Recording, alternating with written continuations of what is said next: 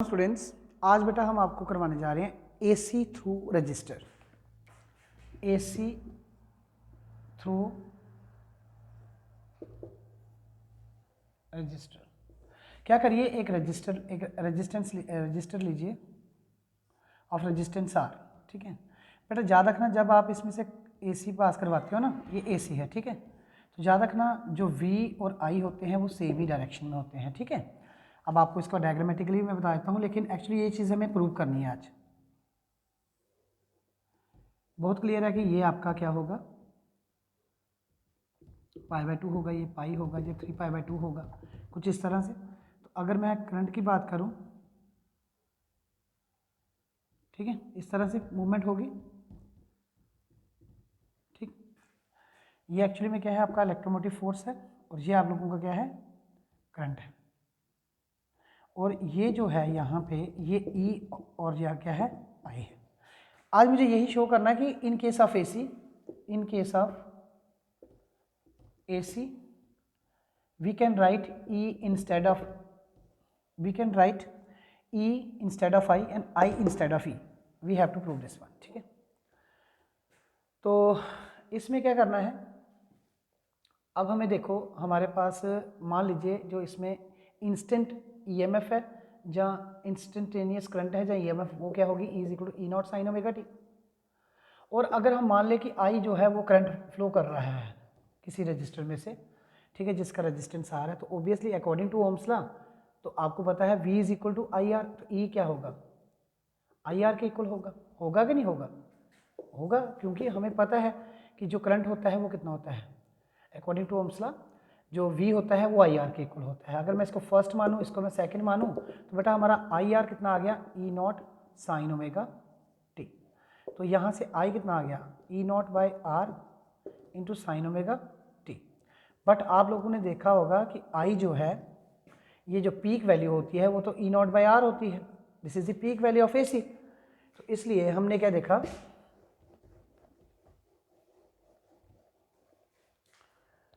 हमने देखा कि जो आप लोगों का I है वो आ गया I0 sin ओमेगा टी। तो ये मैंने ली थी इंस्टेंटेनियस वोल्टेज, ठीक है, ये इंस्टेंटेनियस वोल्टेज थी। तो voltage at any instant of time जो वोल्टेज थी वो ये थी। तो मैंने ओम्स लॉ लगाया, V = IR का कंसेप्ट आप लोगों को पता है, क्योंकि I करंट था, R रेजिस्टेंस था, और E क्या था वहाँ पे, जो इलेक्ट्रोमोटिव फोर्स थी।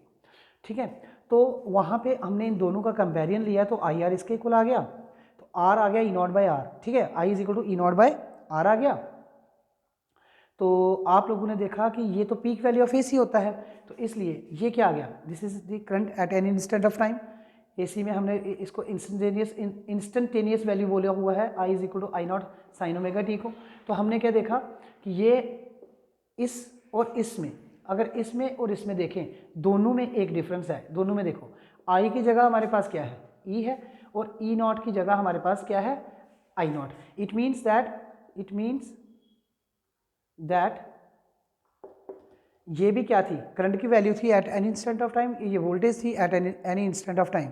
तो हमने क्या देखा कि जो I और it means that I and E are in same phase. ठीक है, ये दोनों क्या थी, सेम फेज में थी। अब देखो हमारे पास, सिंस आप लोगों को देखा होगा कि जो I0 था वो कितना था, E0/R। ठीक है, अब आप लोग क्या करिए, डिवाइड करिए इसे, डिवाइडिंग थ्रू आउट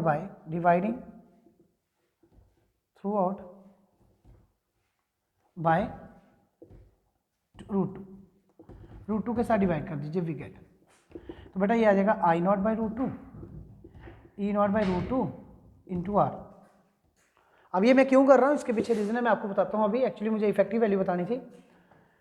तो बेटा इसमें हम लिख सकते हैं I0/√2, it's to good for, देखो E0/√2 भी ठीक है, यहाँ पे कितना आ गया, 1/R आ गया। क्लियर है, हमें पता है कि सिंस, याद करिए कि जो I इफेक्टिव, IV, IRMS एक ही वैल्यू थी ना, इसका मतलब सेम ही था, ऑल आर सेम। तो ये था पीक नॉट, जो 1/√2 टाइम्स पीक नॉट। ठीक है, तो इसलिए यहाँ पे आ गया E इफेक्टिव, ये आ गया E इफेक्टिव इज सॉरी, ये हमारा कितना आ गया, ये हमारा आ गया आई इफेक्टिव, ये आ गया आई इफेक्टिव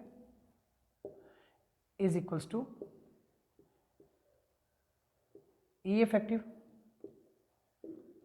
ठीक है। नीचे कितना है, इंटू 1/, क्या है, आर, क्या है, 1/r। तो बेटा अब आप लोगों ने क्या करना है, इस आर को इधर ले आइए, ये आएगा I E by E effective upon R.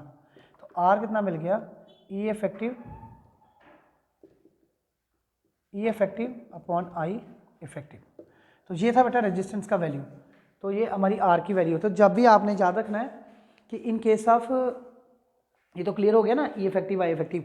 तो अब आप लोगों ने ये याद रखना है कि इन केस ऑफ एसी, जब भी बात एसी की आएगी, अगर आप ई की instead of, if we write in E instead of I और I instead of E, then it is correct because both are in same phase in case of AC.